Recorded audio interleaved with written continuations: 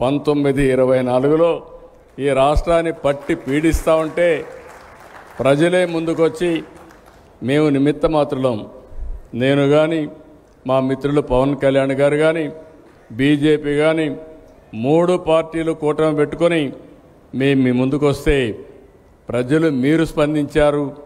94% strike rate అంటే నా రాజకీయ జీవితంలో ఆంధ్రప్రదేశ్లో ఎప్పుడూ చూడలేదు. అలాంటి విజయాన్ని ఇచ్చారు. అయితే ఈరోజు మనం గుర్తుపెట్టుకోవాల్సింది, ఈ పండుగ మనకందరికీ ఒక మెసేజ్. ఆ మెసేజ్ ఏంటంటే, ఎప్పుడు కూడా ఈ యొక్క చెడు ఉంటే ఆ చెడుని ఖండించడానికి చరిత్రలో కూడా అనేక సంఘటనలు జరిగినప్పుడు మళ్ళా అలాంటి సంఘటనలు పునరావృతం కాకుండా ఉండాలంటే ప్రతి నిమిషం మీలో కూడా గుర్తుపెట్టుకోవాల్సిన అవసరం ఉంది. అందుకే ఇలాంటి పండుగలు చేసుకుంటున్నాం. దీనివల్ల ఒక మెసేజ్ ఉంటుందని చెప్పి కూడా నేను మీకు తెలియజేస్తున్నా. నేను అందుకే ఇటీవల అన్ని మీటింగ్లో చెప్తాను, ఎప్పుడు చెప్పేవాడిని కాదు. మళ్ళీ రాష్ట్రంలో వైకుంఠపాళి వద్దు.